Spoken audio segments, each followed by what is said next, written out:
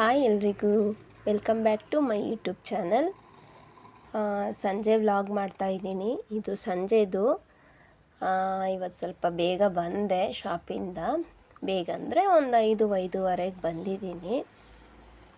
So ನಾನು ಬೇಗ ಬಂದಿದ್ದೀನಲ್ಲ, ಹಾಗಾಗಿ ಹೊರಗಡೆ ಆಟ ಆಡಿಸ್ತಿದ್ದೀನಿ ನನ್ನ ಮಗನಿಗೆ. ಅವರಪ್ಪ ಕೊಡಿಸಿರೋದು ಜೀಪು. ಇದು ಒಂದೇ ಸ್ವಲ್ಪ ಗಟ್ಟಿಮುಟ್ಟಾಗಿರೋದು, ಮತ್ತೆಲ್ಲ ಹೋಗಿದ್ದಾವೆ ಮುರಿದು. ಸ್ವಲ್ಪ ಹೊತ್ತು ಹೀಗೆ ಹೊರಗಡೆ ಆಟ ಆಡೋಕ್ಕೆ ಬಿಡ್ತೀನಿ ನಾನು. ಇವತ್ತು ಯಾರೂ ಹುಡುಗರು ಕಾಣ್ತಾ ಇಲ್ಲ. ಇಲ್ಲಾದರೆ ನಾನು ಬರೋ ಅಷ್ಟರಲ್ಲೆಲ್ಲ ಮಕ್ಕಳು ರೋಡಲ್ಲೇ ಇರ್ತಾರೆ, ಇವನು ಸೇರಿ.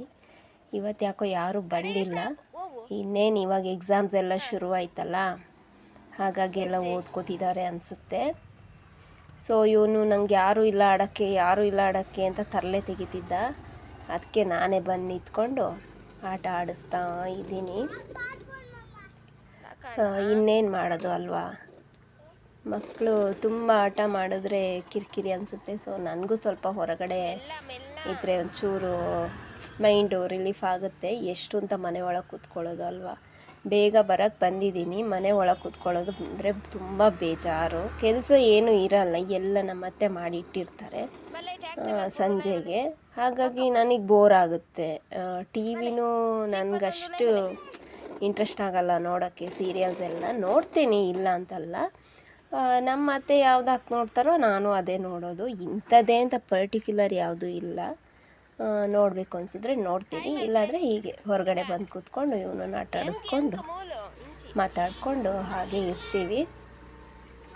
ಸೊ ಹಾಗೆ ಜಾತ್ರೆಗೆ ಹೋಗೋಣ ಅಂತ ಹೇಳ್ತಾಯಿದ್ರು. ಸೊ ರಂಭಾಪುರಿ ಮಠದ ಜಾತ್ರೆ ನಡೀತಾ ಇದೆ. ನನ್ನ ಮಗ ಹೋಗೋಣ ಅಂತ ತುಂಬ ಹಠ ಮಾಡ್ತಿದ್ದ. ಹಾಗಾಗಿ ನಮ್ಮ ಮನೆಯವ್ರು ಕರ್ಕೊಬಂದರು ನಮ್ಮನ್ನು. ನಾನು, ಅತ್ತೆ, ಮೈದ್ನ ಮತ್ತು ಪಕ್ಕದ ಮನೆಯವರು ಎಲ್ಲ ಒಟ್ಟಿಗೆ ಬಂದ್ವಿ.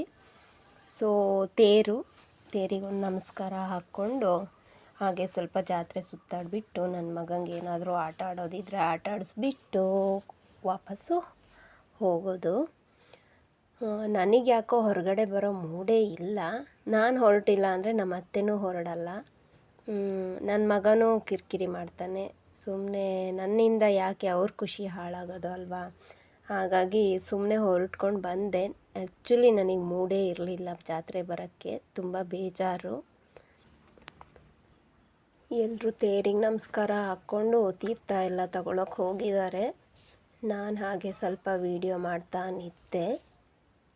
ನನ್ನ ಮಗ ಏನೇನೋ ಕೇಳೋಕ್ಕೆ ಶುರು ಮಾಡಿದಾನೆ ಆಲ್ರೆಡಿ. ಅವನು ಎಲ್ಲಿಗಾರು ಕರ್ಕೊಂಡು ಹೋದರೆ ಇದೇ ಅದು ನೋಡು, ಇದು ನೋಡು, ಇದು ಯಾಕೆ ಆ ಥರ ಯಾಕಿದೆ, ಈ ಥರ ಯಾಕೆ ಅಲಂಕಾರ ಮಾಡಿದ್ದಾರೆ, ಅವನಿಗೆ ಆನ್ಸರ್ ಕೊಟ್ಟು ಸಾಕಾಗುತ್ತೆ. ಮತ್ತು ನನ್ನ ಮಗಂದು ಒಂದೇನೆಂದರೆ ಹೊರಗಡೆ ಹೋದಾಗ ನನ್ನನ್ನು ಜಾಸ್ತಿ ಇದು ಮಾಡಲ್ಲ, ಅವ್ರ ಅಪ್ಪನ ಜೊತೆನೇ ಇರೋದು. ಹಾಗಾಗಿ ನಾನು ಸ್ವಲ್ಪ ಫ್ರೀಯಾಗಿ ವೀಡಿಯೋ ಮಾಡಿಕೊಂಡೆ. ಸೊ ನೋಡಿ, ರಾಜು ತಾಳಿಕೋಟೆ ಅವ್ರದ್ದು ಸ್ಪೀಚ್ ನಡೀತಾ ಇತ್ತು. ಹಾಗೆ ಸ್ವಲ್ಪ ಹೊತ್ತು ನಿಂತ್ಕೊಂಡು ಕೇಳಿಸ್ಕೊಂಡ್ವಿ.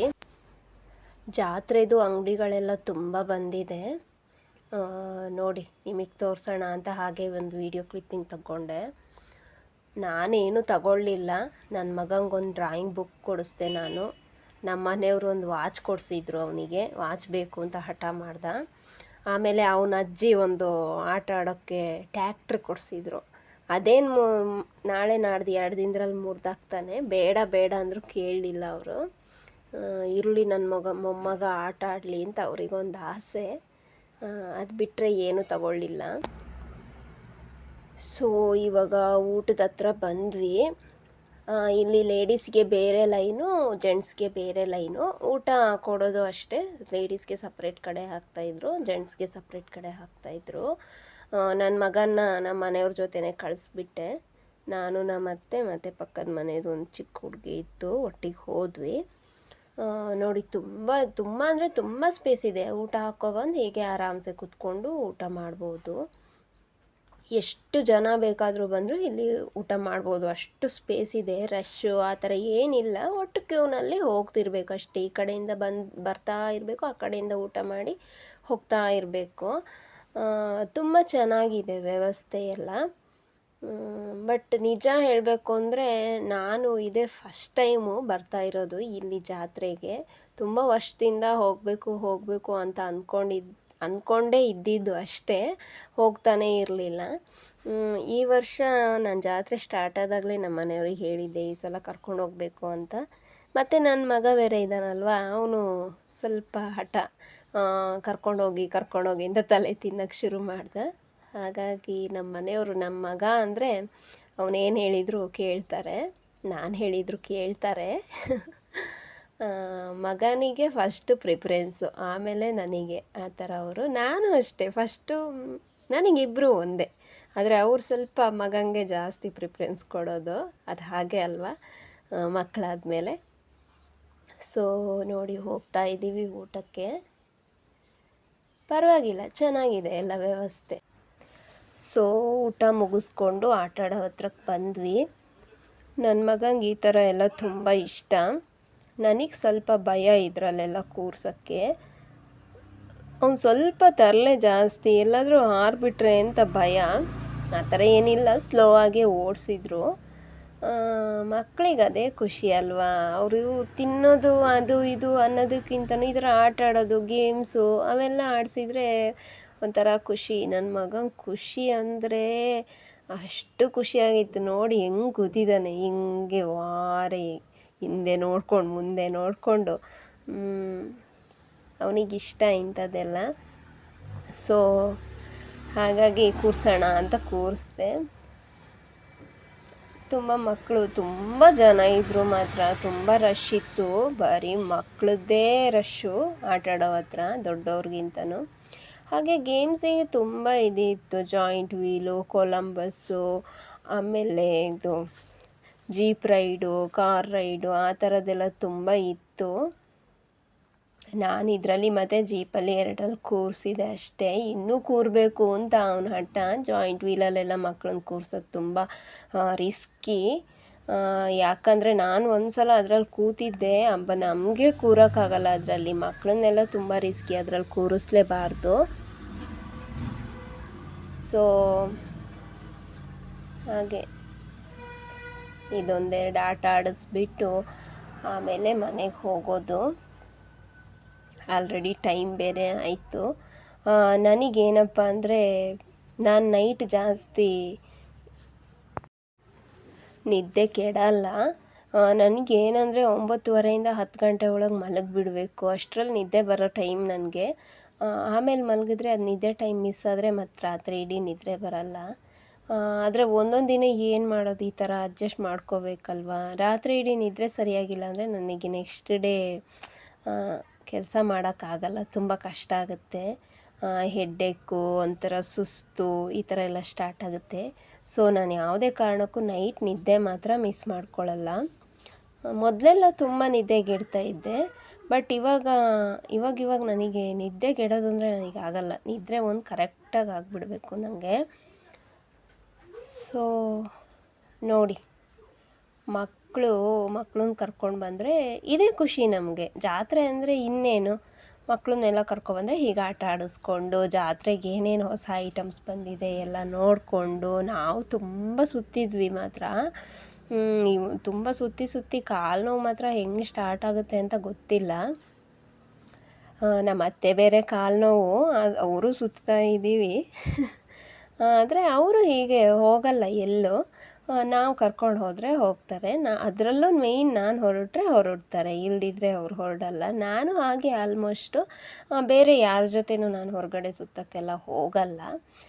ನನ್ನ ಫ್ಯಾಮಿಲಿ, ನಾನು ಅಷ್ಟೇ. ಹೋದರೆ ನಮ್ಮ ಅತ್ತೆ ಜೊತೆ, ಇಲ್ಲದಿದ್ದರೆ ನನ್ನ ಗಂಡನ ಜೊತೆ ಅಷ್ಟೇ. ಆ ಥರ ಫ್ರೆಂಡ್ಸ್ ಜೊತೆ ಹೊರಗೆ ಹೋಗೋದು ಆ ಥರ ಎಲ್ಲ ಇಲ್ಲ. ಮೊದಲೆಲ್ಲ ಹೋಗ್ತಿದ್ವಿ. ಮದುವೆ ಆದಮೇಲೆ ನಾನಿಲ್ಲಿ ಯಾರನ್ನೂ ಅಷ್ಟು ಕ್ಲೋಸ್ ಫ್ರೆಂಡೆಲ್ಲ ಮಾಡ್ಕೊಂಡಿಲ್ಲ.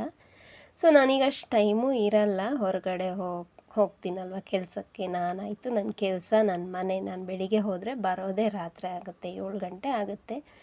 ಯಾರನ್ನು ಫ್ರೆಂಡ್ ಮಾಡ್ಕೊಂಡು ಏನು ಮಾಡೋಣ ಅಲ್ವಾ. ಸೊ ಮಾತಾಡಿಸ್ತೀನಿ ಎಲ್ಲರ ಜೊತೆ, ಅಷ್ಟು ಕ್ಲೋಸಾಗಿ ಯಾರನ್ನು ನಾನು ಹತ್ತಿರ ಬಿಟ್ಕೊಂಡಿಲ್ಲ. ಮತ್ತು ಎಲ್ಲಿಗಾದ್ರೂ ಹೋಗೋದಾದರೂ ಅಷ್ಟೇ, ಯಾರ ಜೊತೆನೂ ಹೋಗಲ್ಲ ನಾನು. ನಮ್ಮ ಮನೆಯವ್ರ ಜೊತೆ ಅಥವಾ ನಮ್ಮ ಅತ್ತೆ ಹೊರಟ್ರೆ ಅವ್ರ ಜೊತೆ ಹೋಗ್ತೀನಿ ಅಷ್ಟೇ. ಸೊ ಮದುವೆ ಆದಮೇಲೆ ತುಂಬ ಅಂದರೆ ತುಂಬ ಬದಲಾವಣೆಗಳು ಆಗಿದೆ ನನ್ನಲ್ಲಿ. ನನಗೆ ಅನಿಸುತ್ತೆ ಒಂದೊಂದು ಸಲ ನಾನೇನಾ ಇದು ಅನ್ನೋವಷ್ಟರ ಮಟ್ಟಿಗೆ ನಾನು ಚೇಂಜ್ ಆಗಿದ್ದೀನಿ. ನೋಡಿ ಒಂದು ಕಡೆ ಆಯಿತು, ಈಗ ಇನ್ನೊಂದು ಕಡೆ ಹೋಗೋಣ ಅಂತ ಹಠ ಕರ್ಕೊಂಡು ಇವಾಗ ಇನ್ನೊಂದು ಕಡೆ ಬಂದ್ವಿ ಆಟ ಆಡ್ಸೋಕ್ಕೆ. ಓಕೆ ಫ್ರೆಂಡ್ಸ್, ಇವತ್ತಿನ ವ್ಲಾಗ್ ಇಷ್ಟೇ. ಎಲ್ರಿಗೂ ಇಷ್ಟ ಆದರೆ ದಯವಿಟ್ಟು ಸಬ್ಸ್ಕ್ರೈಬ್ ಮಾಡ್ಕೊಳ್ಳಿ, ಶೇರ್ ಮಾಡಿ, ಲೈಕ್ ಮಾಡಿ, ಕಮೆಂಟ್ ಮಾಡಿ. ಇದೊಂದು ಆಟ ಮುಗಿಸ್ಕೊಂಡು ನಾವು ಮನೆಗೆ ಹೊರಟ್ವಿ. ಹಾಗೆ ನನ್ನ ಚಾನೆಲ್ಗೆ ಸಪೋರ್ಟ್ ಮಾಡಿ, ದಯವಿಟ್ಟು ಸಬ್ಸ್ಕ್ರೈಬ್ ಮಾಡ್ಕೊಳ್ಳಿ. ಹಾಗೆ ನನ್ನ ವೀಡಿಯೋಸ್ ಹೇಗೆ ಬರ್ತಾಯಿದೆ, ಇನ್ನು ಏನು ಇಂಪ್ರೂವೈಸ್ ಮಾಡ್ಕೋಬೇಕು ಅದೆಲ್ಲ ಕಮೆಂಟ್ ಮೂಲಕ ನನಗೆ ತಿಳಿಸಿ ಫ್ರೆಂಡ್ಸ್. ಓಕೆ, ಈ ವಿಡಿಯೋದಲ್ಲಿ ನಾನು ಎಲ್ಲೂ ಕಾಣಿಸ್ಕೊಂಡಿಲ್ಲ, ಯಾಕಂದರೆ ನಾನು ತುಂಬ ಅಂದರೆ ತುಂಬ ಅಪ್ಸೆಟ್ಟಲ್ಲಿದ್ದೆ. ಬರೀ ನನ್ನ ಮಗ, ನನ್ನ ಅತ್ತೆ, ನಮ್ಮ ಮನೆಯವ್ರ ಖುಷಿಗೋಸ್ಕರ ನಾನು ಹೊರಗಡೆ ಬಂದೆ. ಆದರೆ ತುಂಬ ಅಂದರೆ ತುಂಬ ಬೇಜಾರಿನ ವಿಷಯ ಇದೆ. ಸೊ ನಾನು ಎಲ್ಲೂ ವಿಡಿಯೋದಲ್ಲಿ ಕಾಣಿಸ್ಕೊಳ್ಳೋಕೆ ಇಷ್ಟಪಡಲಿಲ್ಲ. ಯಾಕೆ ಇಷ್ಟು ಬೇಜಾರು, ಏನಾಯಿತು ಅಂತ ನಾನು ಮುಂದಿನ ಬ್ಲಾಗಲ್ಲಿ ತಿಳಿಸ್ತೀನಿ ನಿಮಗೆ. ಈ ವಿಡಿಯೋ ಮಾಡೋದೇ ಬೇಡ ಅಂದ್ಕೊಂಡಿದ್ದೆ, ಆದರೆ ಯಾಕೆ ಮಾಡಿದೆ ಅಂದರೆ ನಾನು ಬಂದಿದ್ದೆ ಫಸ್ಟ್ ಟೈಮು ಈ ಜಾತ್ರೆಗೆ. ಮತ್ತು ನನ್ನ ಮಗನಿಗೆ ಕೆಲವು ಮೆಮೊರೀಸ್ ಇರುತ್ತೆ, ಈ ಥರ ಆಟ ಆಡ್ಕೊಂಡಿದ್ದು, ಜಾತ್ರೆಗೆ ಹೋಗಿದ್ದು, ಅವೆಲ್ಲ ಒಂದು ಮೆಮೊರಿ ಇರುತ್ತೆ ಅವನಿಗೆ ಅನ್ನೋದಕ್ಕೋಸ್ಕರ ವಿಡಿಯೋ ಮಾಡಿಕೊಂಡೆ. ಸೊ ಹಾಗಾಗಿ ನಾನು ಎಲ್ಲೂ ಕಾಣಿಸ್ಕೊಂಡಿಲ್ಲ. ನನಗೆ ತುಂಬ ಅಂದರೆ ತುಂಬ ಬೇಜಾರಿದೆ ಮನಸ್ಸಲ್ಲಿ. ಓಕೆ, ನೆಕ್ಸ್ಟ್ ವಿಡಿಯೋದಲ್ಲಿ ಸಿಗ್ತೀನಿ ಫ್ರೆಂಡ್ಸ್, ಬಾಯ್.